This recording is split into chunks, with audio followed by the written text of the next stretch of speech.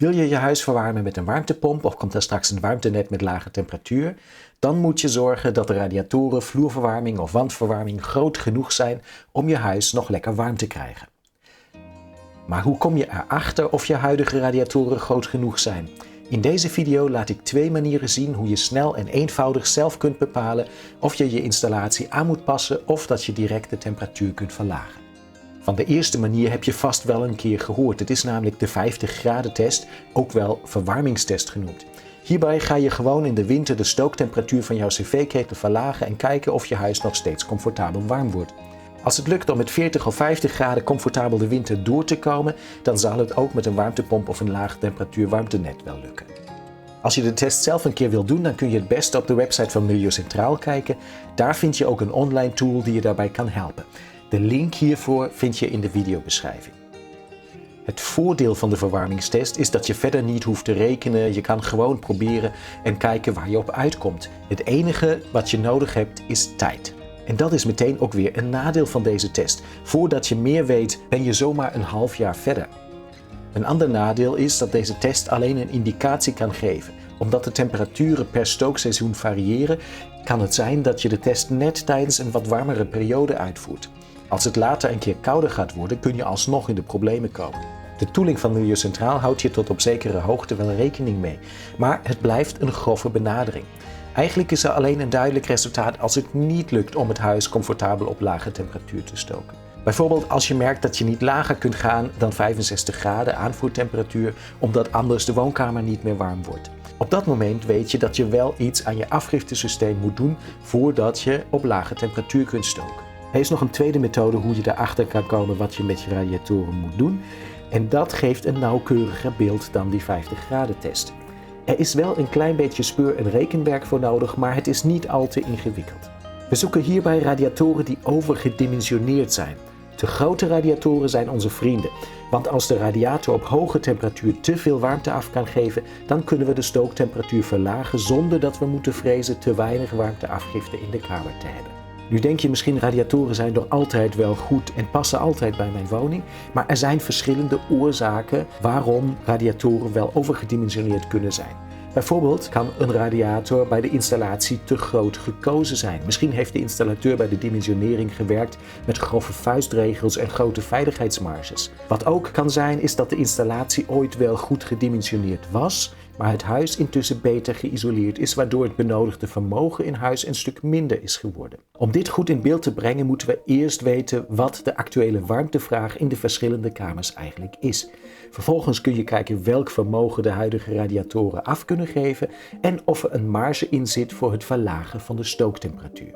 Wat heb je hiervoor nodig? Een meetlint, een rekenmachine, een tabel met rekenwaardes. De link daarvoor vind je ook in de videobeschrijving. En een rekentool, een website of een app waarmee je de warmteafgifte van radiatoren kunt bepalen. Ook hiervoor vind je de link in de videobeschrijving. Belangrijk is dat je de capaciteit voor elke kamer apart gaat bepalen. Bereken allereerst de inhoud van de kamer door de lengte, breedte en hoogte van de kamer in meters met elkaar te vermenigvuldigen en je krijgt het resultaat in kubieke meters. Ik heb hier een voorbeeld, daar wil ik de benodigde afgiftecapaciteit van de werkkamer op de eerste verdieping van een tussenwoning berekenen. Op deze tekening aangeduid met de nummer 13. Het gaat om een huis met circa 8 tot 10 centimeter isolatie en normaal dubbel glas. De afmetingen van de kamer zijn 3,33 meter in de breedte, 4,34 in de lengte en 2,8 meter in de hoogte. Als we dat vermenigvuldigen, dan komen we op een volume uit van 40,5 kubieke meter. De volgende stap is om te bepalen welke temperatuur de ruimte moet hebben. In ons voorbeeld kies ik daar voor 20 graden. Hiermee gaan we nu naar onze tabel en daar zien we 4 kolommen. Elke kolom staat voor één bepaalde ruimtetemperatuur, 18 graden, 20, 22 en 24 graden. En aan de linkerkant zien we wat de isolatie van dat huis is. Dus per regel hebben we 1 isolatiestandaard te pakken. Als we nu kijken, we hebben 20 graden, dat is de tweede kolom van links. En we hebben een huis met normale isolatie en dubbel glas. Dan zien wij hier, dat is de één na laatste regel, daar komen we uit op 65 watt per kubieke meter wat de radiator af moet kunnen geven om de ruimte in deze situatie op temperatuur te brengen en te houden. Wat we nu nog moeten doen is om die 65 watt per kubieke meter te multipliceren met het volume van onze ruimte. En dan komen we dus uit op een vermogen van de radiator van 2632 watt. Dat moet een radiator af kunnen geven om die kamer in alle situaties op 20 graden te kunnen stoken. Dus in principe zouden we met deze waarde verder kunnen rekenen, maar misschien zijn er nog aspecten die de specifieke situatie ongunstiger maken dan de standaard situatie in deze tabel. Want dat gaat natuurlijk allemaal om voorbeeldwoningen, dus we moeten nog een kleine vertaling hierbij maken. Dan heb ik hier een tweede tabel en daarin staan de meest voorkomende factoren waar je rekening mee kunt houden die of een verbetering of een verslechtering van de warmteafgifte kunnen veroorzaken. In mijn voorbeeld ligt de werkkamer op de eerste verdieping van een tussenwoning. Erboven ligt een platdak. Dus we hebben eigenlijk geen vrijstaand huis of geen hoekhuis. Dus we hebben daar niks extra daarbij. De ramen die zijn naar het zuiden georiënteerd. Dus ook voor de oriëntatie krijgen we niks erbij. En ook de andere dingen in deze tabel zijn hier niet van toepassing. Dus we houden het benodigde vermogen bij 2632 watt. Dat is het ruwe rekengetal, zou je kunnen noemen. Rond dit getal altijd naar boven af, bij voorkeur op een 100-tal, want je kunt beter te veel dan te weinig capaciteit rekenen. In ons voorbeeld komen we daarmee uit op een benodigde afgifte voor onze werkkamer van 2700 watt. Nu we weten hoeveel warmte de radiator af moet kunnen geven, wordt het tijd om de huidige radiator die daar hangt onder de loep te nemen en te kijken hoeveel warmte kan die afgeven. Even heel kort, er zijn 7 types plaatradiatoren. Ze verschillen in aantal platen en of er wel of geen radiatorelementen tussen zitten. Hier zien we een plaatje daarvan. Het eerste nummer onderaan geeft aan hoeveel platen de radiator heeft en het tweede nummer hoeveel convectorelementen ertussen zitten. Ketelklets heeft hier een mooi video over gemaakt. Je vindt de link in de videobeschrijving. Als eerste moet ik nu kijken welke van die 7 verschillende radiatortypes geïnstalleerd is. In mijn voorbeeld hier, in de werkkamer, hangt deze radiator. Dat is een type 33 radiator met een breedte van 1,60 meter en een hoogte van 80 centimeter. Nu moet ik natuurlijk nog weten hoeveel warmte dat ding kan afgeven. Hiervoor is een hele handige app, de Danfoss Installer app. De tool is eigenlijk gemaakt om de Danfoss-kranen en ventielen te dimensioneren, maar je kunt er ook het vermogen van de radiatoren mee uitrekenen. Je kunt de app downloaden in de App Store, maar er is ook een browserversie. Deze ga ik voor deze video gebruiken. Zoals gebruikelijk vind je de link hieronder ook in de videobeschrijving. Zo, ik zit hier nu op de startpagina en we zien hier een aantal instellingsmogelijkheden die we zouden kunnen doen. Maar waar wij interesse hebben op dit moment is de radiator presetting hierboven. En dan begint het daarmee dat we de stooktemperatuur in moeten stellen. En ik ga in de huidige situatie even ervan uit dat we een stooktemperatuur in de aanvoer van 70 graden hebben en in de retour van 53. Nu wilde hier nog de druk weten. Dat weet ik niet precies wat dat in mijn systeem is, maar ik ga hem even op 10 kilopascal zetten.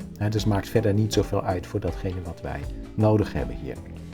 Dan ga ik hier verder en dan moet ik een ventiel daarvoor kiezen. Dat maakt eigenlijk niet zo heel veel uit, dus ik ga maar gewoon iets kiezen. Ook de radiatorkraan die erbij komt maakt voor ons niet uit. Wat wel belangrijk is dat we hier in de volgende stap nu kiezen dat we een paneelradiator hebben. En op de volgende pagina kunnen we nou hier onze type radiator kiezen. Dus dat is, hebben we gezien, een type 33 radiator. En vervolgens moeten we nog de afmetingen invoeren. Dan zien wij hier een hoogte van 80 centimeter en een breedte van 1,60 meter. En als we nu hier rechtsonder in de berekening kijken, dan zien we dat deze radiator met een stooktemperatuur in de aanvoer van 70 graden 4161 watt af kan geven. Als we dat nu vergelijken met de berekening die we daarnet gedaan hebben, dan zien wij dat er flink wat overcapaciteit in de huidige radiator zit. Maar hoe is het nou als we de stooktemperatuur willen gaan verlagen? Krijgen we dan nog steeds voldoende warmte van onze radiator om de kamer warm te krijgen? Ook dat kan ik heel eenvoudig in deze tool berekenen. Hiervoor ga ik gewoon weer terug, al die stappen die we gedaan hebben, en ik ga de stooktemperatuur aanpassen. Dus als we hier bijvoorbeeld nu 50 graden invoeren in de aanvoer en 38 graden in de retour en gewoon weer dat hele riedeltje opnieuw doen, dan komen we uit op een afgiftevermogen van ruim 2000 watt. Ik kom dus 700 watt tekort om de kamer op 20 graden te kunnen stoken. Meest voor de hand liggend is nu om de stooktemperatuur iets te verhogen, bijvoorbeeld naar 55 graden aanvoertemperatuur en 43 graden retour. Dus als we dat even doorrekenen, laten we dat even proberen. En dan zeggen we 55 en 43. Nu gaan we weer terug. Dan zien wij dat we nu uitkomen op ruim 2600 watt afgiftevermogen. Ik zou dus de kamer prima met een warmtepomp kunnen verwarmen. Misschien dat er op hele koude dagen, bij min 10 graden buiten of zo, een beetje bijverwarming nodig is. Alternatief kan ik proberen om radiatorventilatoren te installeren. Hierdoor wordt de afgiftecapaciteit met circa 20% vergroot. Met de 50 graden aanvoertemperatuur kom ik dus al aardig in de buurt van wat ik nodig heb. Eventueel moet op hele koude dagen de aanvoertemperatuur iets omhoog om de 20 graden te kunnen bereiken. Als het huis in de toekomst nog beter geïsoleerd wordt, bijvoorbeeld door HA++ glas te plaatsen, dan kan de stooktemperatuur ook nog verder omlaag. Ook dat zou je met deze tooling dan uit kunnen rekenen. Als je deze oefening voor je hele huis doet, zul je zien dat in sommige kamers te veel capaciteit hangt en in andere kamers te weinig. Als het om lage temperatuurverwarming gaat, is altijd de ongunstigste situatie bepalend voor de minimale stooktemperatuur van het hele systeem. Als je bijvoorbeeld ziet dat de radiator alleen in de werkkamer te klein is, dan kun je selectief daar de radiator vervangen of ventilatoren plaatsen en dan wel die overstap maken naar lage temperatuurverwarming in het hele huis. Als je wilt weten hoe je je huis beter kunt isoleren om ook op lage temperatuur te kunnen stoken, dan heb ik hier een hele playlist met video's over isolatie.